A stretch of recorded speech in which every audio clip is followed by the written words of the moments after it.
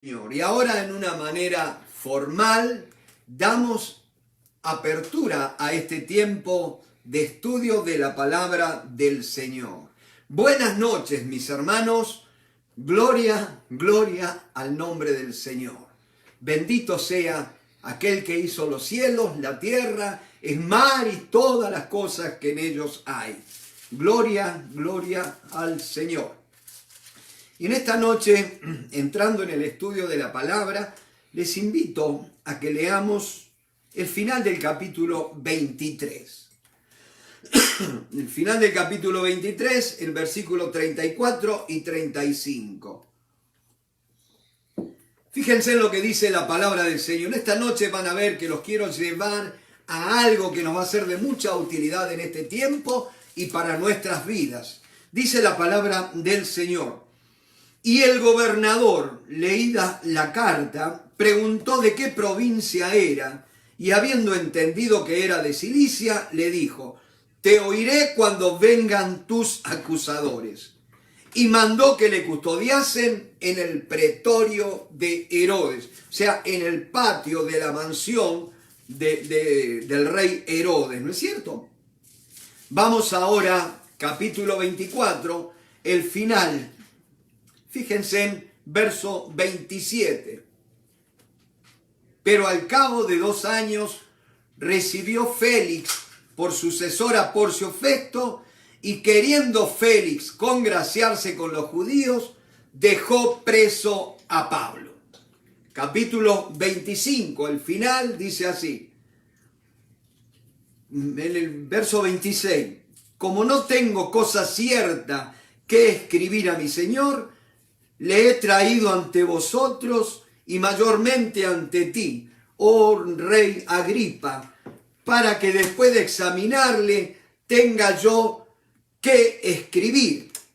Porque me parece fuera de razón enviar un preso y no informar de los cargos que haya en su contra. Vamos al capítulo 26, al final. Dice... Preste atención, verso 32 del capítulo 26.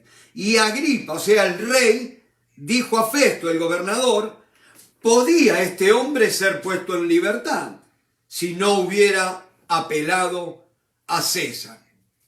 Yo quería leer con ustedes el final de todos estos capítulos por 2 cosas. En primer lugar, porque esto engloba un periodo de tiempo de más de 2 años. Fíjense en el pobre Pablo, ¿no es cierto? Un hombre de Dios, un fiel siervo del Señor. Los manoseos que tuvo que pasar, las acusaciones falsas, ¿no es cierto? El ir y venir, la incertidumbre que puede crear una ansiedad en los corazones. Y sin embargo no lo derrumbaron todas estas cosas a este siervo de Dios. Y mis hermanos, vaya que si era incómodo, molesto, y había que tener paciencia para aguantar todo esto, que te hayan cortado, privado de la libertad, privado de hacer las cosas que tenías que hacer, ¿no es cierto? Las cosas cotidianas, y tener que estar dependiendo del capricho de otros. Pero gloria a Dios, que nuestro Rey, el Señor Jesús, le había dicho. Vayamos al capítulo 9 del libro de los Hechos para que vayamos encontrando el hilo de todo lo que vamos a estudiar. Hechos capítulo 9, verso 15, el Señor Jesucristo le dice a Ananías, aquel siervo del Señor, cuando lo manda a que orara por Pablo. Versículo 15 del capítulo 9 del libro de los Hechos. Ve, porque instrumento escogido me es este, para llevar mi nombre en presencia de los gentiles y de reyes y de los hijos de Israel, porque yo le mostraré cuánto le es necesario padecer por mi nombre. Gloria al nombre de Cristo. Ahora vayamos al capítulo 23, el verso 11.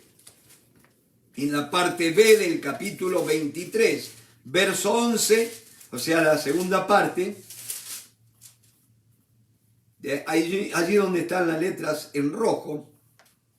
Acuérdense, Jesús hablándole a Pablo le dice: ten ánimo, Pablo, pues como has testificado de mí en Jerusalén, así es necesario que testifiques también en Roma. Una cosa tenía en claro Pablo. El Señor le había dicho que era necesario que testificase de él en Roma. Y es tremendo, mis hermanos, cómo Pablo empieza siendo llevado por un grupo de judíos llamados los celotes, los nacionalistas, ¿no es cierto? Y yo siempre digo qué peligro que es cuando los nacionalistas se unen a la religión, ¿no es cierto? Son una bomba de tiempo. Y allí estos querían luchar contra todo lo que estuviera en contra de Israel, de la nación, y no se daban cuenta que estaban luchando contra el Rey de Reyes y el Señor de Señores. Y qué tremendo que después, mis hermanos, está bien, un grupo político, un grupo de exaltados, ¿no es cierto?, nacionalistas, pero qué triste que después van a ser los religiosos, los líderes, los maestros de la ley de Israel, los miembros del Sanedrín, los que van a estar persiguiendo a Pablo, los que lo van a querer matar, mis hermanos. Qué tremendo, tanta lucha. Y eso en esta semana que estaba orando para que el Señor me guiara, para que pusiera el sentir de dirección en mi corazón, ¿qué palabra les podría compartir a ustedes, mis hermanos? Y en esta noche quiero que meditemos juntos de todo lo que hemos estado hablando, orando, sobre todo los que nos conectamos a diario en la oración allí de 10 a 11, ¿no es cierto? Y aprovecho para saludar a mis hermanos que a diario unimos nuestras voces. Dios me los bendiga, hermanos. Gloria al nombre de Cristo. Y algo que me llamaba la atención es que alguien comentaba acerca, cuando de orar por los enfermos, cómo ha venido como una ola de enfermos de cáncer, de enfermos de distintas circunstancias, diabetes misma, ¿no es cierto?, y otras enfermedades crónicas. Y va aumentando esto, enfermedades mentales, depresión, tormento mental, angustia, temor, mi hermano. Independientemente de que se esté manipulando o no el tema del temor, hay algo que tenemos que aprender, mis hermanos, y es que el temor es una conducta aprendida. Sí, señor. Nosotros, y si no, mire una criaturita recién nacida, usted la empieza a criar y no tiene temor de nada. Esa criaturita usted le va a ir inculcando mediante esas palabras: no hagas esto, no hagas aquello, cuidado con la luz, cuidado que el agua, cuidado que la cocina está caliente. Y esa criatura va aprendiendo la conducta del temor. ¿No es cierto? Usted va a decir: pero hermano, pero tenemos que preservarlo, la criatura. No lo vamos a dejar quemar. Pero fíjense, una criatura no nace con temor. Es algo que aprende. Ahora, el temor es bueno, ¿no es cierto? Porque nos libra, nos preserva de situaciones peligrosas. Pero, bien lo digo, cuando el temor trabaja para nosotros. Ahora es lo triste cuando el temor se convierte en nuestro Señor, en nuestro amo, en el director de nuestras vidas. Y todo lo que hacemos lo hacemos por temor. Ahí está el peligro.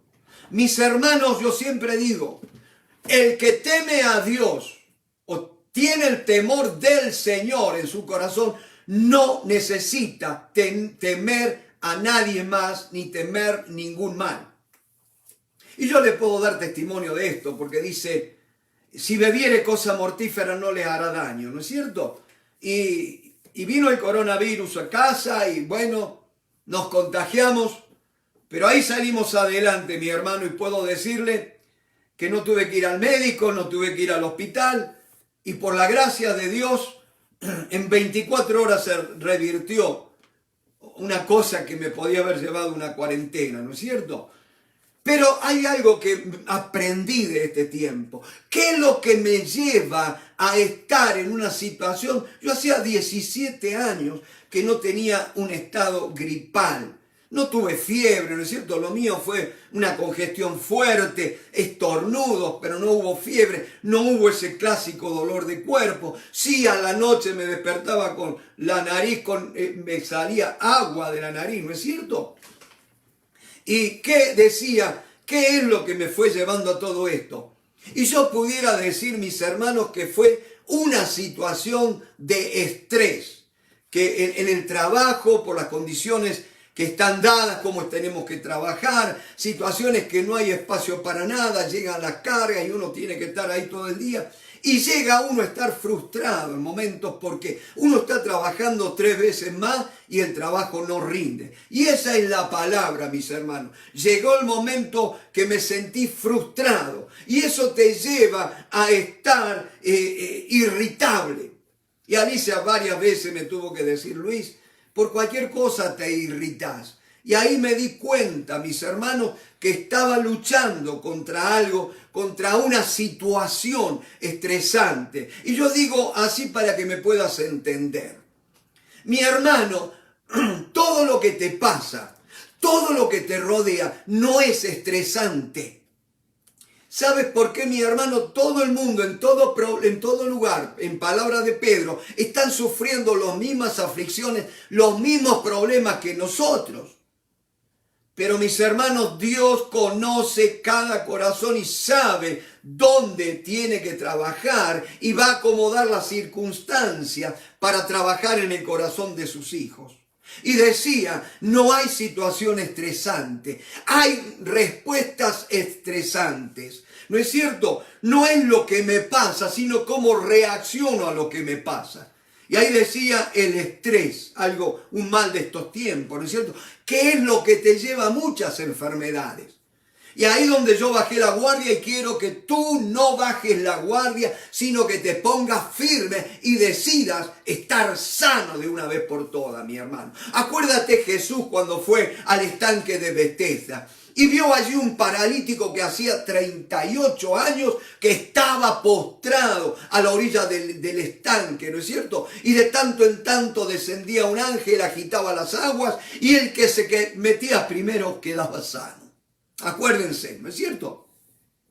Y viene Jesús y le pregunta a este hombre, ¿quieres ser sano? No le preguntó nada más. Este hombre dice, mira, hace 38 años que estoy así y cuando el agua se agita va otro y entra primero que yo. Jesús no le preguntó eso. Jesús simplemente, ahora note una cosa, no le dijo yo te puedo sanar. Yo tengo el poder para sanarte y muchas veces nosotros estamos hablando de esto. Y acá hay una palabra de Dios para alguien en esta noche. No para alguien, tú sabes que es a ti a quienes te estoy hablando. Oh, gloria a Dios, me animo a decirte que es a ti a quien te estoy hablando. Y Jesús no le dijo explícame qué es lo que te pasa, cómo estás. No le dijo metete en Google y empezá a googlear a ver qué te llevó a esta enfermedad, cómo podés salir, qué podés tomar. No, Jesús le dijo, ¿quieres ser sano? La sanidad, mi hermano, empieza con una decisión en tu corazón. Decir yo ya no quiero estar más enfermo, yo quiero estar sano. Porque aquel que tiene el poder para sanarte te está escuchando, mi hermano. Pero ¿sabes qué? Tu cuerpo, tu organismo, tus células, que las células son la parte más pequeña en la que se puede dividir tu cuerpo físico y que cada célula tiene las funciones vitales. ¿No es cierto? La nutrición, respiración, la reproducción y no me acuerdo la otra, pero bueno, pero acuérdense en esto. Esas células están escuchando lo que tus pensamientos hablan a diario, mi hermano. Y allí yo estaba, esta situación, que mi jefe esto, que lo otro, no, vive en una burbuja, no sabe cómo estamos trabajando, que esto, que lo otro, y ahí vino, yo me tendría que ir de acá a ver cómo se arregla. Lo dije, mi hermano. Lo dije y no tengo pelo en la lengua, no tengo pelo en la cabeza, tampoco en la lengua. Y entonces yo lo digo, yo siempre digo, si tanto no te importa la gloria, menos te va a importar la culpa. Y allí estuvo. Y acuérdense, el estrés es un estado del cuerpo que te prepara para pelear o para huir. Y yo ahí estaba, me quería ir del trabajo. Oré para que Dios me buscara. Dice, pero ese hermano, pero a los 67 años uno dice, ¿quién te da trabajo? ¿No es cierto? Sí, todo eso uno piensa. Pero ¿sabes qué? Quería huir. Y un cristiano no fue salvado, no fue redimido para huir. Mis hermanos, estamos viviendo en un país que está en huida. El gran problema de los Estados Unidos, que el 80% de la población está en una franca huida. La vida se les ha vuelto muy pesada, se les ha vuelto sin propósito y se han vuelto a las drogas, mis hermanos, tanto ilegales como legales. Este es el país que consume el 80% de las drogas ilegales del mundo. 330 millones de habitantes consumen el 80% de todas las drogas que tendrían que ser para 7.000 millones de personas. Estados Unidos está mal porque hay mucha gente que está mal. La mente de las personas está mal. Necesitan ser salvados.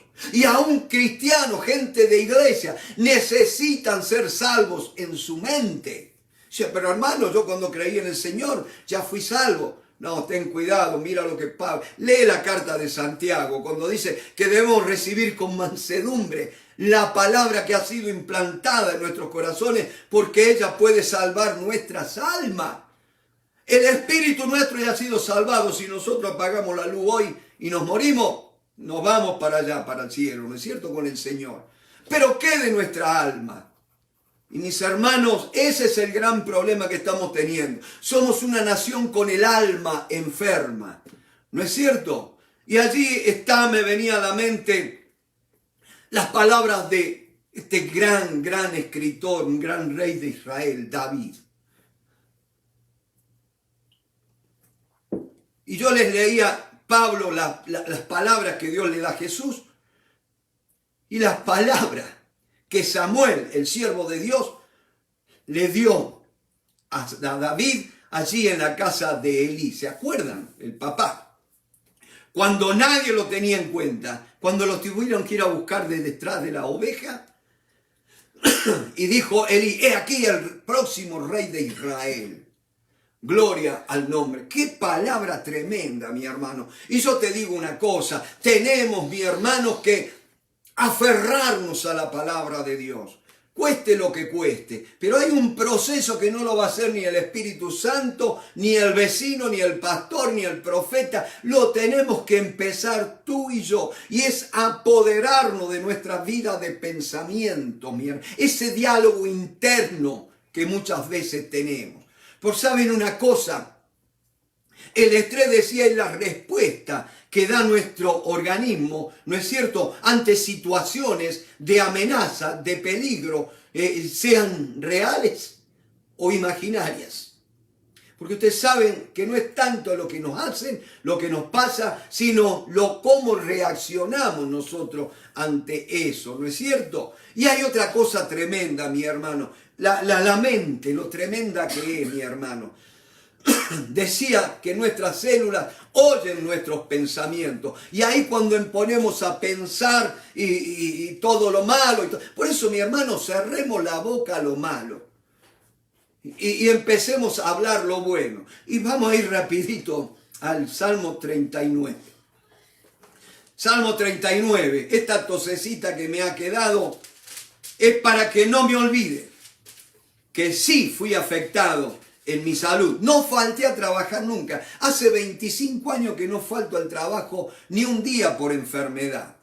Oh, gloria al nombre de Cristo. Pero sí, esta tosecita es como un recuerdo. La última vez que yo tuve gripe, hace 17 años o 18 años atrás, también se me fue, pero me quedó esa tos como por 3 semanas, 4 semanas.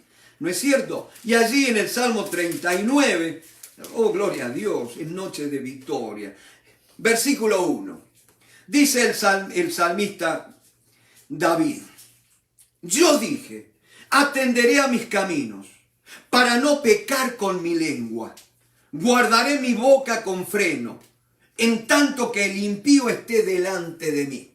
Esa palabra impío hace referencia a aquel que es impío de impíos, a Satanás mismo. Y la manera de operar Satanás, siempre él es un ser espiritual, que para hacer algo en este mundo material necesita de alguien con cuerpo y mente, ¿no es cierto? Un ser humano. Y te digo una cosa, pero para poder controlar una mente, para poder controlar a una persona, para que esa persona pueda hacer la voluntad de Satanás, Satanás inyecta pensamientos en el corazón de esa persona. Y lo hace ver la situación. Y yo siempre digo, el arma preferida de Satanás es la lupa, porque la lupa todo lo agranda. Un magnifier, ¿no es cierto? Todo lo agranda. Si la cosa está mala, vos la ves peor todavía. Y entonces, mis hermanos dicen, yo dije, atenderé a mis caminos para no pecar con mi lengua. Satanás te va a meter pensamientos, haciéndote creer que son tuyos. Pero pensamientos no tienen ningún efecto a menos que nosotros les demos desarrollo con nuestras bocas, cuando empezamos a hablar lo malo. Hablando lo malo no vamos a remediar nada, mis hermanos. Y dijo el salmista, atenderé a mis caminos, guardaré mi boca con freno. Uno dice, eso no es problema. Pero usted sabe que ahí está haciendo referencia al freno que se le ponía en el hocico al animal, ¿no es cierto?, al caballo. Y el freno era una cosa metálica que cuando el jinete tiraba las riendas para atrás, eso tenía como una mariposa dentro del hocico del caballo que le oprimía el paladar, mi hermano, y ese dolor que le producía era lo que frenaba al animal. Mi hermano, tengamos cuidado. No seamos como el caballo o el mulo, que si no lo frenas con freno o con cabestro, no se acercan a ti. Y hay muchos problemas, hay muchas enfermedades, porque hemos estado siendo rebeldes a la voz de Dios. Dios nos ha estado hablando por casi 2 años de pandemia. Y seguimos siendo lo mismo, mi hermano, por más que lo digamos.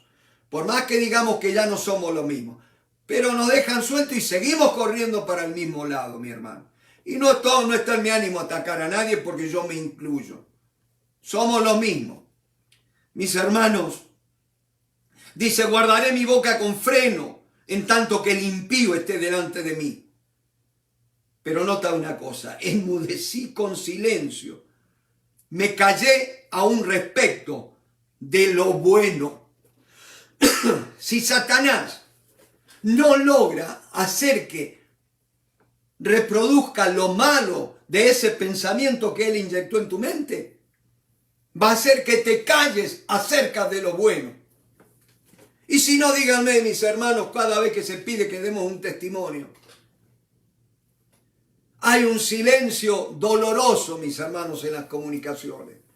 No hay testimonios. Como si Dios no continuara obrando, como si Dios no estuviera vivo, ¿no es cierto?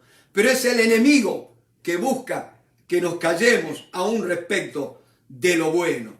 Y mis hermanos, vayamos rapidito al Salmo 23. Gloria al nombre de Cristo.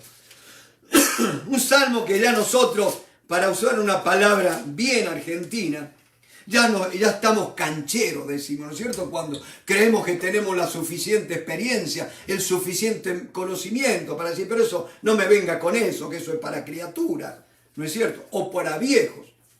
Este salmo, mi hermano, fue el centro, el núcleo de nuestra última palabra con mi suegra, doña Elvira Nobile de Lobuso, allí en la sala de aquel hospital, ¿no es cierto?, días antes que falleciera. Y fue el Salmo 23, mis hermanos, y después estuvimos hablando del Salmo 23, me dice ella, Luis, no sé lo que va a pasar. No sé si el Señor, qué es lo que va a hacer con mi vida. Pero una cosa sí te puedo decir. Tengo paz. Pase lo que pase. Gloria al nombre de Cristo. Y decía Salmo 23. Jehová es mi pastor. Nada me faltará. En lugares de delicados pastos me hará descansar. Junto a aguas de reposo me pastoreará. Confortará mi alma. Me guiará por sendas de justicia por amor de su nombre. Aunque ande en valle de sombra de muerte, no temeré mal alguno, porque tú estarás conmigo. Tu vara y tu cayado me infundirán aliento. Aderezas mesa delante de mí en presencia de mis angustiadores. Unges mi cabeza con aceite. Mi copa está rebosando. Ciertamente el bien y la misericordia, y présteme atención a esto, ciertamente, sin lugar a duda, el bien y la misericordia me seguirán todos los días de mi vida, y en la casa de Jehová moraré por largos días. Ahora, mi hermano, a veces podemos pensar que la casa de Jehová es un día cuando estemos en el cielo. No, mi hermano, también la casa de Jehová es el lugar de la presencia del Señor, donde el Señor manifiesta su presencia. Porque si no, el salmista nos confundiría cuando dice en el Salmo 91, el que mora al abrigo del Altísimo. ¿No es cierto? Mi hermano, el que se sienta a los pies del Señor. Y eso lo podemos empezar a hacer ahora, mi hermano. Dice la palabra del Señor, Jehová es mi pastor. Primera cosa, y no es un análisis de este salmo, estoy tentado, pero no lo vamos a hacer por respeto al libro de los Hechos. Pero mi corazón, me siento como el apóstol Judas, cuando empezó a escribir su epístola. Quería escribirles acerca de nuestra común salvación, pero me he sentido impelido a escribiros para defender nuestra fe, mi hermano. Y así me ha pasado a mí, estudiar el libro de los Hechos, pero viendo las necesidades, viendo la situación, mi hermano, en esta noche estamos largando en fe esta palabra. Jehová. Jehová. Usted va a decir, mi hermano, pero en mi Biblia no dice Jehová, en mi Biblia dice el Señor. Y en otras Biblias pueden que le pongan cualquier otra cosa. De hecho, Jehová no es el nombre de Dios. Porque acuérdense que los antiguos judíos, para escribir o hacer referencia, cuando estaban hablando de Dios, usaban 4 letras que se llaman el tetragramatón, que son la Y o Y, la H, la B corta o la V, como dicen los españoles y los colombianos, y la H final, ¿no es cierto? Ahora, ¿cómo se pronuncia eso? Y, H, B corta, H. No hay manera, ¿no es cierto? El hebreo antiguo no tenía las vocales. Constaba solamente de consonantes. Gloria al nombre de Cristo. Pero ¿sabes una cosa? Mi hermano, dice la palabra del Señor, o mejor dicho, la historia, de que antiguamente los judíos no escribían el nombre, pero ¿qué pasaba cuando los padres trataban de inculcarle la fe a sus hijos? ¿Cómo transmitir ese nombre, el tetragramatón? Haciendo referencia a Dios. Y entonces hubo un grupo de eruditos que se encargaban de hacer las copias de las Sagradas Escrituras, llamados los masoretas. Ellos van a decidir hacer una cosa tremenda. Tomar el tetragramatón, esas 4 consonantes, y agregarles las vocales de la palabra Adonai. Y allí, en la palabra Adonai, las vocales más la palabra, el tetragramatón, quedó formado la palabra Jehová. Bendito sea el nombre del Señor. Gloria al nombre de Cristo. Entonces, fíjense, dice la palabra de Dios que ellos habían puesto para que al transmitirla, pues tenían temor también, que al transmitir la palabra, el nombre de Dios, fueran a pronunciarlo mal. Y entonces allí quedó esa palabra que en algunas versiones fue latinizada, como todas las Biblias que vienen del texto Receptus, ¿no es cierto? Y escribieron allí el nombre de Jehová. Y mis hermanos, de ahí otras versiones, como todas las Biblias católicas, traducían el nombre como Yahvé o Yahvé, ¿no es cierto? Y de ahí vienen las Biblias modernas en inglés, Yahweh.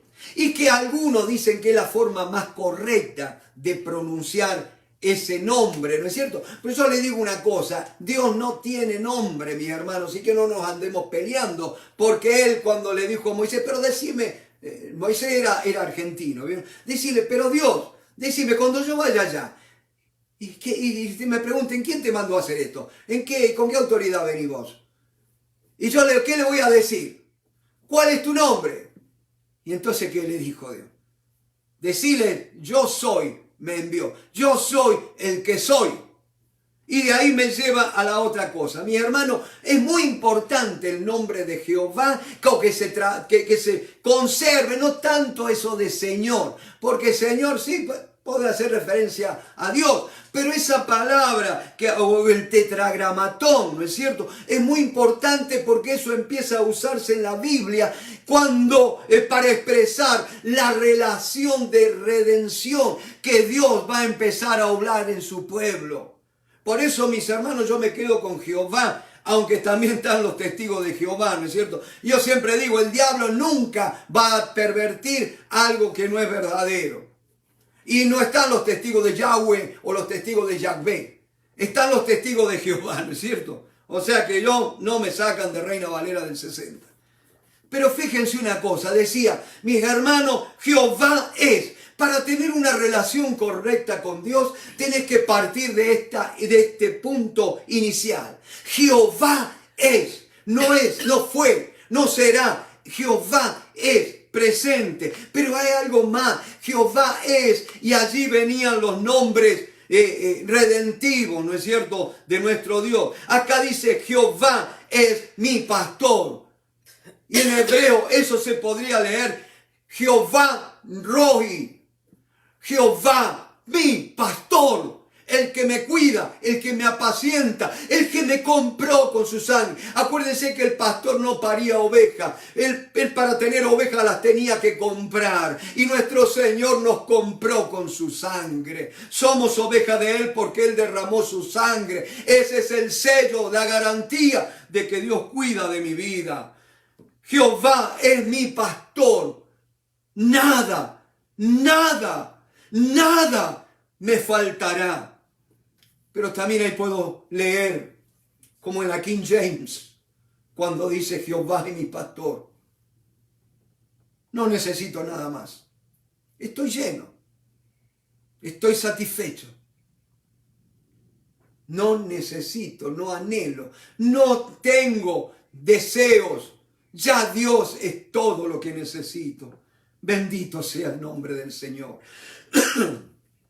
Y ya saliéndonos del Salmo 23, te voy a dejar con esto. Confortará mi alma. Él confortará mi alma. Confortará mi alma. Esa palabra también se puede traducir, Él va a aquietar mi alma. Él va a traer reposo a mi alma, descanso a mi alma. Y mis hermanos, por eso es tan importante la salvación de nuestra alma. Cuando nosotros fuimos creados por Dios, cuando Adán fue formado del polvo de la tierra, Dios sopló aliento de vida sobre él y Adán fue un alma viviente. El alma es lo que nos permite tomar conciencia de nosotros mismos y poder expresarnos de una manera correcta con lo que nos rodea. Eso es la función del alma. El espíritu es la parte mía de mi ser que me conecta con Dios, que me permite tener comunión con Dios. Pero el alma me permite conocerme a mí mismo y poder relacionarme de una manera más correcta con mis semejantes y saber que mi alma, mis emociones, mi intelecto, pensamientos y mi voluntad tienen que ser siervos de mi espíritu, no los amos. Y después está mi cuerpo, ¿no es cierto? Que es lo que me permite conectarme con el mundo físico. Y dice, confortará mi alma. Pero también esa palabra se puede interpretar como restaurará mi alma.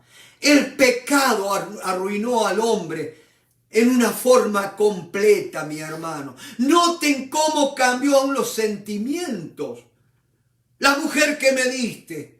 Y allí echando la culpa a los otros. Y ahí vino el temor. Y todas las emociones negativas.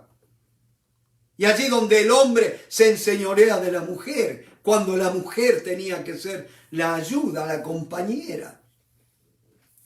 Pero el hombre vemos como vez tras vez va a llegar al machismo que conocimos en nuestros tiempos. Y que ahora lamentablemente se ha levantado otra fuerza negativa.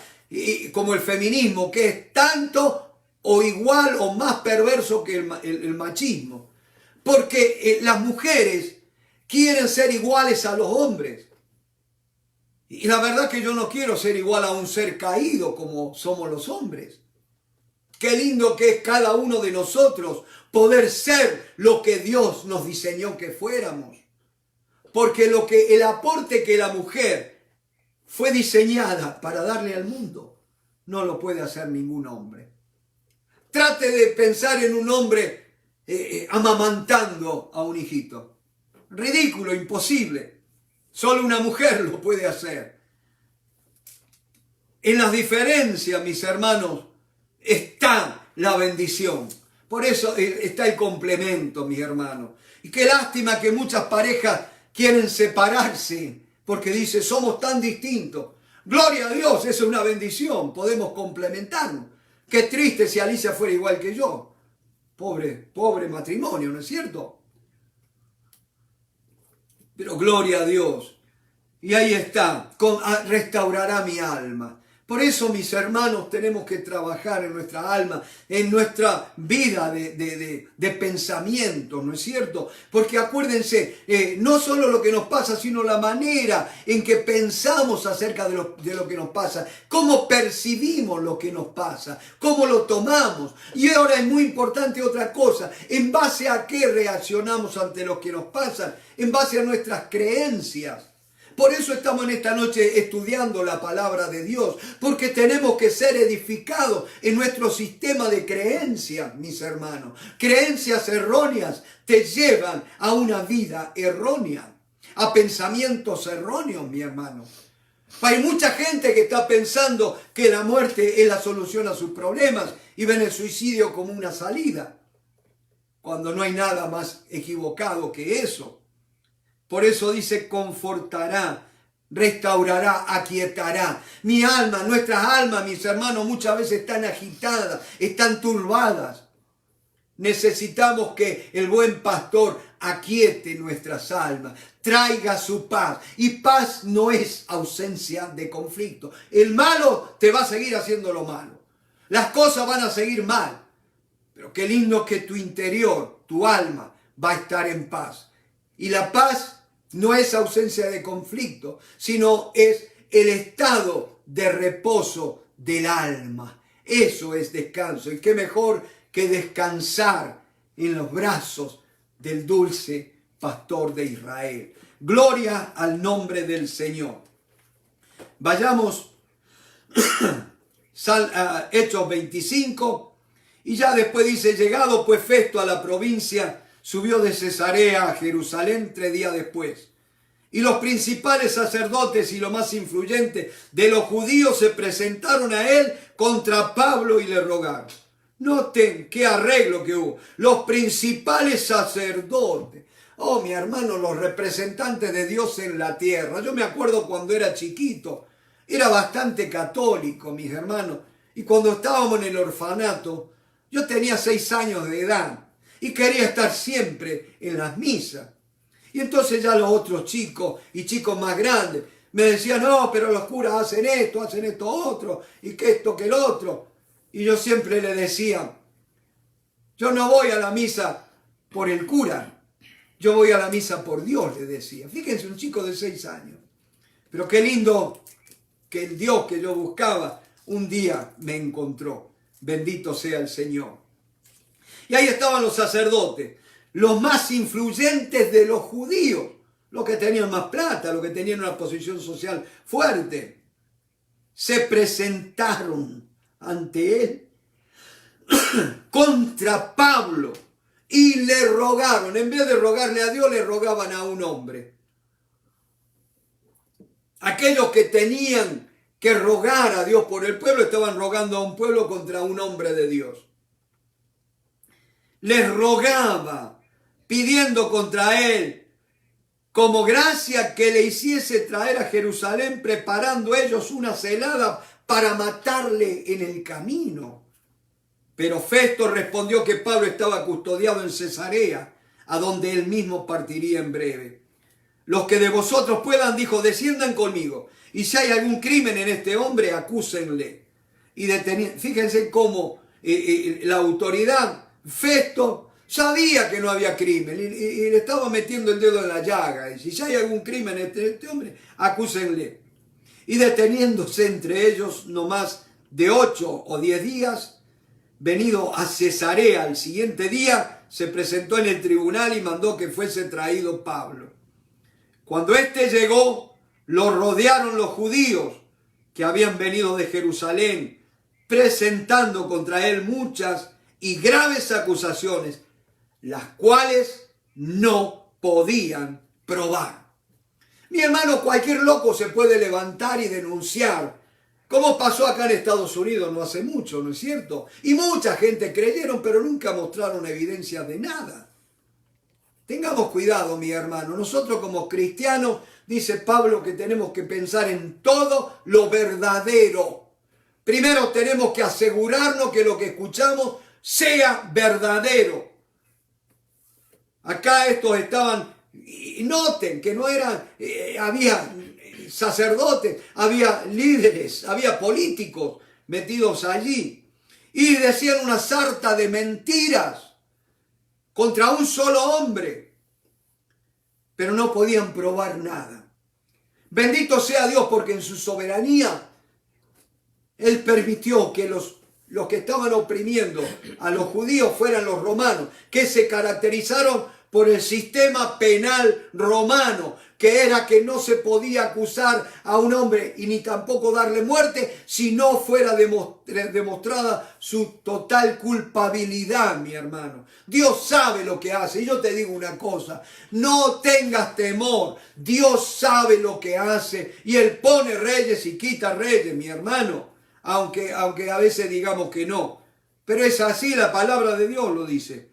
Y dice la palabra, alegando Pablo en su defensa, ni contra la ley de los judíos, ni contra el templo, ni contra César he pecado en nada. Pero Festo, queriendo congraciarse con los judíos, político al fin, respondiendo a Pablo, dijo, ¿quieres subir a Jerusalén y allá ser juzgado de estas cosas delante de mí? Ahora noten algo, mis hermanos. Prefiero creer que Festo ignoraba las maquinaciones de los judíos, los que habían tramado para matarle a Pablo. Porque si no, miren qué cínico este personaje. Que va y le dice a Pablo, acuérdense, ciudadanos romanos, no le podían acusar de nada, entonces va con una manera cortés a decir, ¿quieres subir a Jerusalén? Sabía que allí lo estaban esperando para matar, ¿no es cierto? Y allá ser juzgado de estas cosas delante de mí. Noten, si había sido juzgado delante de él allí y no le pudieron acusar de nada. Es indudable que este personaje sabía que lo que estaban tramando contra Pablo y se los quería poner servido en bandeja, mi hermano. Pero qué tremendo que es Dios, cómo le da sabiduría a Pablo. Entonces Pablo dijo, ante el tribunal de César estoy. En otras palabras, mira Festo, yo estoy delante de vos, pero vos estás delante de mí porque estás bajo la autoridad del emperador. Por eso me he defendido delante de ti. Pero dice, ante el tribunal de César estoy, donde debo ser juzgado. No por los judíos, sino por los romanos. Ahí hace valer su ciudadanía romana. Entonces dice, a los judíos no les he hecho ningún agravio, como tú sabes muy bien. Me gusta Pablo, porque yo le voy a decir una cosa, no quiero hablar de mí, ni bien de mí, ni mal de mí, pero yo cuando creo tener la razón no me callo delante de nadie. Y más de uno lo sabe muy bien. Y entonces dice, porque si algún agravio o cosa alguna digna de muerte he hecho, no rehúso morir. Ese era un hombre. No rehúso morir.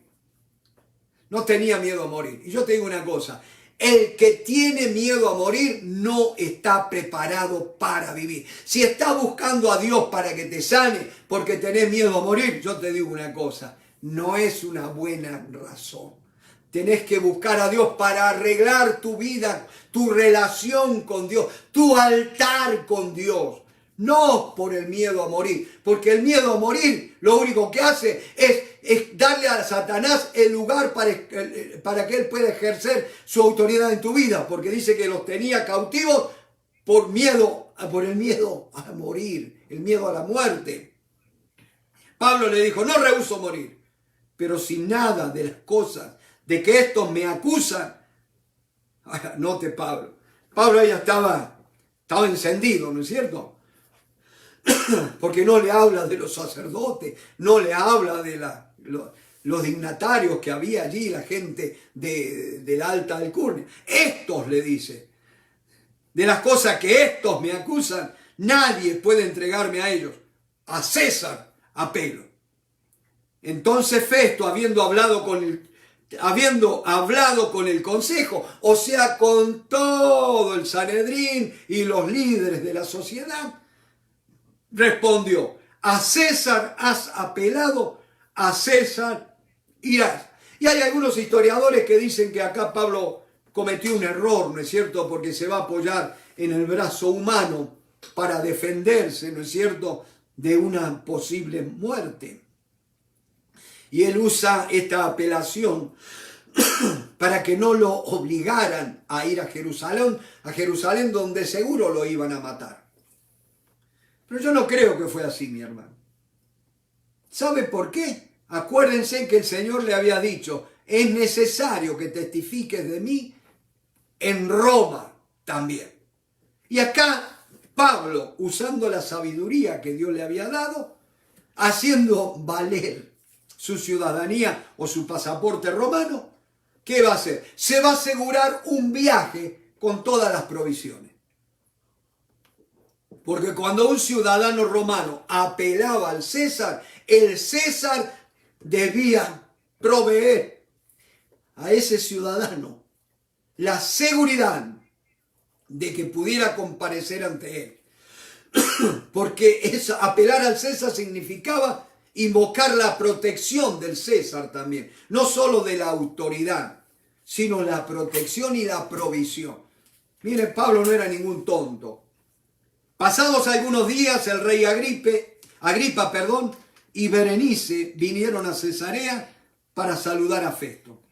Y como estuvieron allí muchos días, o sea, no tenían mucho que hacer, Festo expuso al rey la causa de Pablo diciendo, un hombre ha sido dejado preso por Félix, respecto al cual, cuando fui a Jerusalén, se me presentaron los principales sacerdotes y los ancianos de los judíos pidiendo condenación contra él. A esto respondí que no es costumbre de los romanos entregar a alguno a la muerte. Noten una cosa.